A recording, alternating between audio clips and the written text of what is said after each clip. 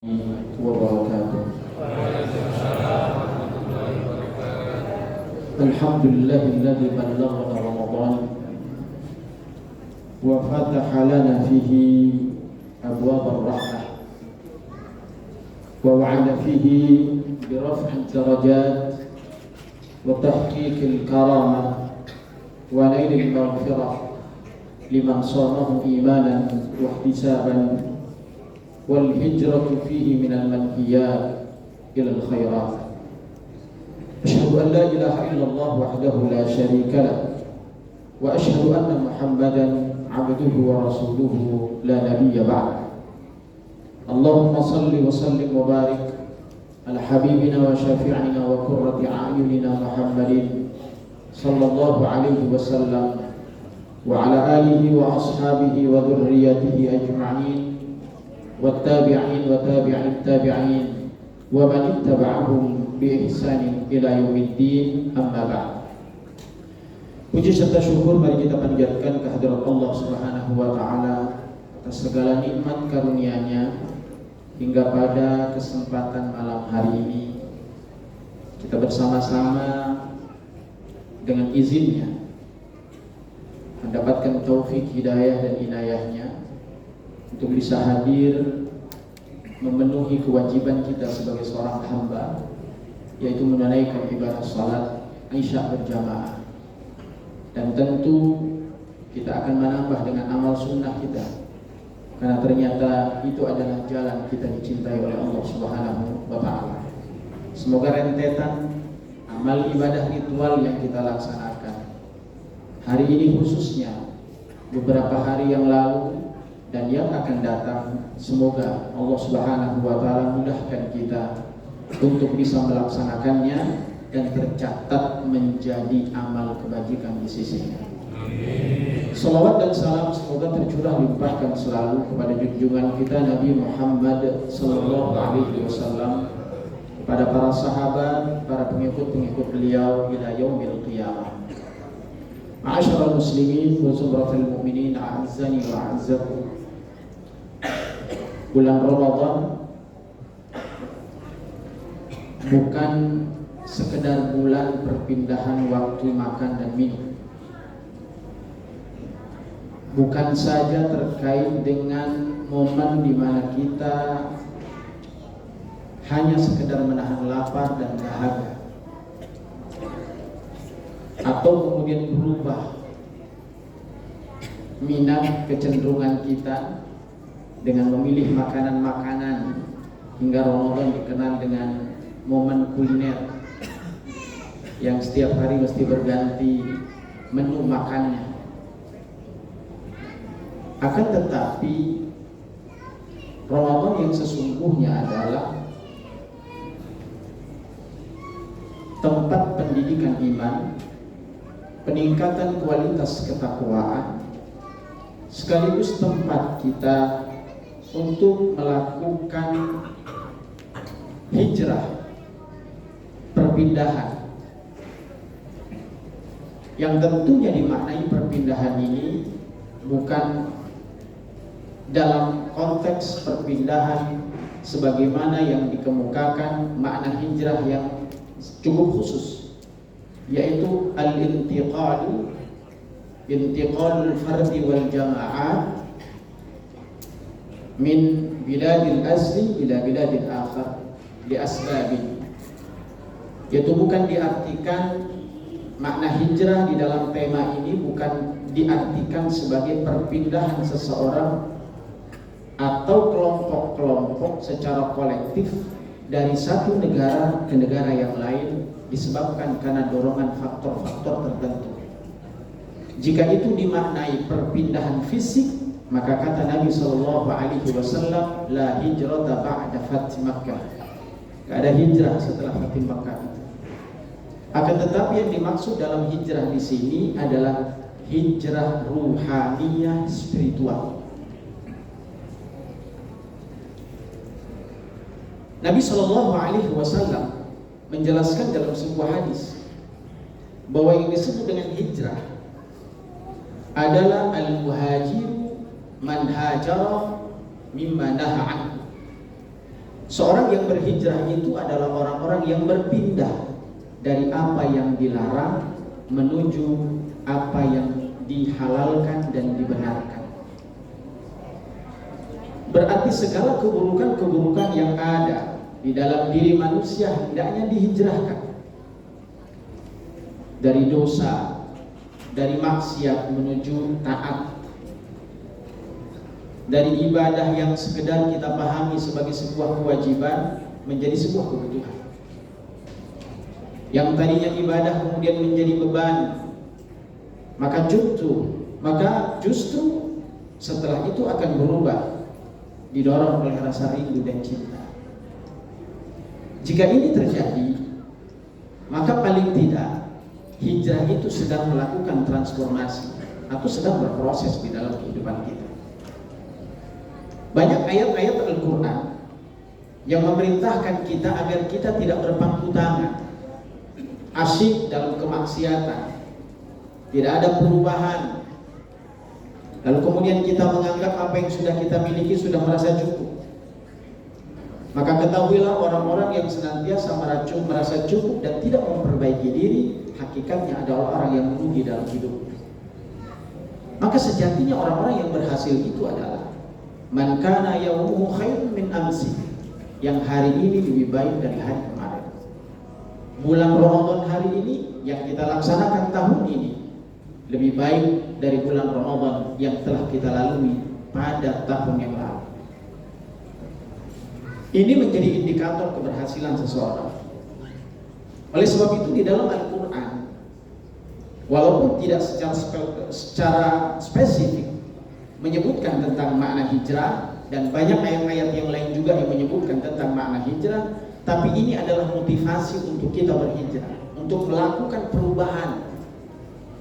Wasari'u ila maghfiratin min rabbikum wa jannatin arduha as-samawati wal ardh u'iddat lil muttaqin. Allah perintahkan agar bergerak untuk meminta dan memohon ampunan Allah atas dosa-dosa yang kita lakukan. Karena barang siapa yang melakukan itu, sungguh Allah telah menyiapkan baginya surga. U'iddat lil muttaqin, dan itu disiapkan bagi mereka orang-orang yang bertakwa. Di dalam hadis Nabi SAW dengan kalimat yang sama, tapi dengan motivasi yang sama. Badiru bil a'mal fitanan ka qat'il lailil muslim yusbihu mu'minan wa yumsi kafiran wa yumsi mu'minan wa yusbihu kafiran yabi binahu bi'aradid dunya. Dalam sebuah hadis Nabi mengatakan, segeralah kalian untuk melakukan amal saleh dan kebajikan tanpa harus menunda-nunda waktunya, karena takut terjadi satu fitnah seperti malam gelap gulita saat kita tidak mampu dan tidak mengetahui kemana arah langkah kita akan tuju. Yang bisa jadi saat itu paginya dia beriman dan sorenya dia kafir, atau sebaliknya, di sorenya seseorang bisa menjadi seorang yang beriman dan paginya berubah akidah menjadi orang-orang yang tidak beriman. Dengan mudah mereka menjual agamanya dengan dunia yang fana dan fata morgana. Ma'asyiral muslimin wa zumratul mu'minin, a'azzani wa a'azzakum. Oleh sebab itu Allah memberikan motivasi di dalam Al-Quran, wa man yuhajir fi sabilillah yajid lahu muraghaman katsiratan wa sa'ah. Barang siapa yang berhijrah, yang makna hijrah ini bukan hanya dipahami hijrah fisik, akan tetapi juga hijrah rohani, hijrah spiritual, maka sungguh Allah janjikan baginya keluasan, kemudahan dalam setiap kehidupannya. Maka kesungguhan itu akan mendatangkan kebaikan. Man jahada fina lanahdiyannahum subulana wa innallaha lama'al muhsinin. Orang yang berjuang dengan sungguh-sungguh, bukan hanya bermodal niat, tapi ada kesungguhan yang didorong, maka sungguh baginya dimudahkan oleh Allah Subhanahu wa taala dalam segala hal, termasuk yang terpenting yang kita butuhkan adalah nilai-nilai spiritual, ibadah dan kedekatan kita kepada Allah Subhanahu wa taala. Oleh sebab itu, ma'asyiral muslimin rahimani wa rahimakumullah. Lalu aspek saja yang mesti, apa yang kemudian aspek yang nanti kita korelasikan dengan Ramadan yang kita laksanakan ini.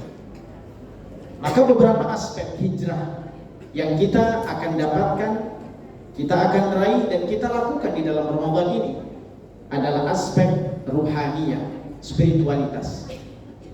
ada aspek sulukiyah terkait dengan moral dan perilaku. Ada yang disebut dengan hijrah ijtimaiyah, hijrah sosial, dan juga disebut dengan hijrah sihiyah, hijrah kesehatan. Paling tidak 4 ini secara sederhana kita akan sampaikan dalam pertemuan yang singkat ini. Yang pertama adalah terkait dengan hijrah ruhaniyah, hijrah ruhani, hijrah jiwa. Maka Ramadan ini dengan situasi yang begitu indah, menawan, yang mendorong, bahkan environment lingkungan ini mendukung untuk menjadi orang-orang yang saleh. Yang kadang yang paling sering kita dengarkan, bahkan sering kita lakukan dan tidak pernah terjadi di luar Ramadan, ketika Ramadan datang maka azan menjadi incaran. Setengah jam sebelum azan udah standby. Itu kan tanda iman apa tanda pengen buka? Sebelum Ramadan jarang kita dengarkan azan, setengah jam kita nunggu tuh azan. Bahkan sampai kita putar channel mana yang azan lebih dulu. Remote kita pegang. Mestinya kalau ini menjadi nilai-nilai spiritual yang tadinya jauh dengan Allah menjadi dekat karena kerinduan kita mendengarkan azan, maka pastinya itu akan mendatangkan kebaikan buat kehidupan kita. Tapi sayang, pemahaman terkait dengan kedekatan itu, kebutuhan itu hanya sekedar tidak masuk ke dalam kesadaran rohaniyah yang membangun spiritualitas kita sehingga tumbuh kerinduan dan kedekatan itu yang sesungguhnya. Maka yang terkait dengan hijrah spiritual itu adalah hijrah jiwa kita, hijrah hati kita menuju Allah Subhanahu wa Ta'ala. Nah, tentu takwa yang menjadi tujuan dari ibadah puasa ini sebagaimana Al-Baqarah 183, la'allakum tattaqun, ini mendorong kita agar manusia-manusia yang bertakwa itu mencakup universal ketaatannya kepada Allah. Termasuk di dalamnya adalah takwa itu, kata Nabi, hauna yusiru sadruhu thalatha marratin. Takwa itu ada di dalam hati. Meskipun takwa itu juga dipahami sebagai bentuk amal praktek, bukan hanya sekedar pada teori. 177 dalam surah Al-Baqarah itu menjelaskan tentang ranah dari takwa itu. Laisal birra an tuwallu wujuhakum qibala al-masyriqi wal maghrib walakinnal birra man amana billah wal yawmal akhir wal malaikati wal kitab wan nabiyyin wa atal mala ala hubbihi dzawil qurba wal yatama wal masakin wa ibnas sabil, hingga akhir ayat tersebut berbunyi. Yang di dalamnya intinya bahwa sebuah ketaatan dan ketakwaan itu mencakup segala aspek kehidupan manusia, bukan hanya nilai-nilai spiritualnya, tapi juga semua aspek-aspek di dalam dirinya. Yang paling penting adalah bagaimana orang itu bisa hadir dalam keadaan ikhlas, dan ini penting menjadi fondasi pokok ibadah puasa kita laksanakan. Man shoma ramadhana imanan wa ihtisaban ghufira lahu ma taqaddama min dhanbi. Orang yang akan diterima puasanya adalah orang-orang yang berpuasa karena didasari oleh iman, dan iman itu adalah kekuatan spiritual yang ada dalam diri manusia. Yang kedua, hijrah itu ada terkait dengan hijrah sulukiyah, moral dan perilaku. Ramadan ini mengajarkan kita agar kita menjadi orang-orang mutahallina bil akhlaq, orang-orang yang memiliki akhlak yang indah, akhlak yang baik. Dari mana kemudian dasarnya? Rasulullah SAW menyatakan bahwa barang siapa yang tidak mampu menjaga lidahnya di dalam Ramadan ini, meskipun sesungguhnya dia sedang berpuasa, maka Allah tidak membutuhkan lapar dan dahaga manusia. Man lam yada' qaulaz zur wal 'amal bihi falaysa lillahi hajah fi an yada' ta'amahu wa syarabah. Barang siapa yang berpuasa namun puasa itu hanya dipahami secara syariat saja, dia menahan lapar dan dahaga, dia tidak minum dan dia tidak makan, serta tidak berhubungan dengan pasangan istrinya yang sah pastinya, maka sungguh puasa itu belum mencapai makna yang tertinggi dari nilai ketakwaan itu. Karena hakikatnya puasa itu juga menyangkut kaitannya dengan akhlak dan kebaikan kita.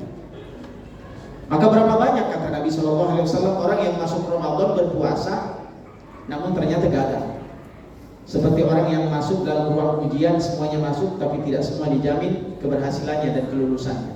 Dan itulah yang disampaikan oleh Nabi, rubba sha'imin laisa lahu min siyamihi illa al-ju' wal 'atash. Berapa banyak orang yang berpuasa, namun ternyata puasanya itu mereka hanya mendapatkan ju', lapar, 'atash, dan juga rasa haus yang ada dalam diri.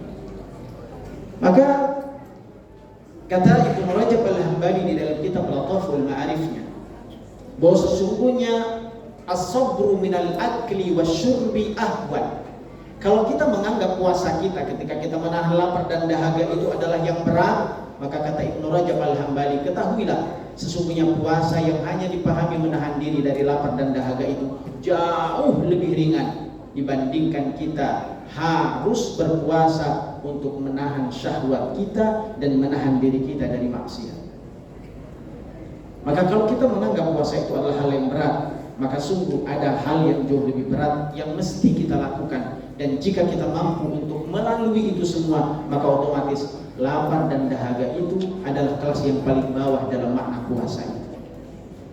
Oleh sebab itu, Jabir bin Abdullah pernah berpesan, "Idza sumta," jika seandainya kalian berpuasa, maka hendaknya falyasum sam'uka wa basharuka, maka hendaknya yang berpuasa juga adalah matamu, mulutmu, lidahmu, lisanmu, dan semua anggota tubuhmu ikut berpuasa. Lalu kemudian di akhir kalimatnya mengatakan, kalau itu tidak bisa merubah dirimu, lalu kapan lagi kalian bisa berubah untuk menjadi orang baik? Jika Ramadan itu tidak mampu merubah diri kita dengan lingkungan yang begitu indah untuk melakukan perubahan, itu saja belum sanggup untuk menjadikan kita menjadi saleh. Lalu bulan apa lagi yang akan kita tunggu untuk menjadikan kita bisa berubah menjadi lebih baik? Kalau Ramadan ini tidak menjadikan kita mampu untuk berdisiplin di dalam sholat, lalu bagaimana mungkin bulan-bulan yang lain juga akan mampu menghadirkan kesempatan untuk bisa kita melaksanakan sholat dengan disiplin? Jika seandainya kejujuran di Ramadan ini tidak mampu untuk kita emban, lalu sangat kecil harapannya untuk kita bisa jujur di luar Ramadan. Karena Ramadan mengajarkan kita untuk merubah akhlak dan sifat kita. Dan kemudian yang terakhir yang perlu kita sampaikan terkait dengan sosial. Maka Nabi SAW mengajarkan kepada kita bahwa Ramadan adalah kesempatan untuk menumbuhkan rasa empati, rasa sayang dan kasih kepada sesama. Maka kenapa Nabi SAW mengajarkan agar memberikan iftar? Barang siapa yang memberikan iftar, maka sesungguhnya dia akan mendapatkan pahala seperti orang-orang yang berpuasa tanpa mengurangi pahala puasa orang lain. Dan ketahuilah bahwa sesungguhnya Nabi SAW adalah orang yang paling dermawan, dan terlihat kedermawanan itu semakin dahsyat ketika Ramadan datang, sampai diibaratkan dalam sebuah hadis, kedermawanan Nabi melebihi angin yang bertiup. Mudah-mudahan Ramadan yang indah ini hendaknya menjadi momen bagi kita semua agar kita melakukan hijrah kebaikan, baik hijrah ruhaniyah, spiritual kita, sehingga yang tadinya jauh menjadi dekat. Ada kerinduan dengan Allah setiap azan berkumandang. Ketika kita sholat kemudian rasa khusyuk itu hadir, maka itu tandanya kita sedang melakukan hijrah spiritual kita. Maka kemudian kedua, yaitu hijrah secara sulukiyah, akhlak dan perilaku. Jika Ramadan itu kemudian mampu menghadirkan perbaikan akhlak dalam diri kita, maka itu tandanya bahwa Ramadan telah berhasil membawa kita menjadi manusia-manusia yang lebih baik. Dan termasuk yang ketiga adalah hijrah sosial. Kita menjadi orang-orang yang bisa hidup bersama dengan saudara kita, memiliki rasa empati dan cinta. Semoga dengan itu semua, maka kita akan terhantar menjadi manusia la'allakum tattaqun, yaitu menjadi orang-orang yang bertakwa. Demikian yang dapat kami sampaikan, mudah-mudahan bermanfaat. Hadanallahu wa iyyakum ajma'in. Assalamualaikum warahmatullahi wabarakatuh.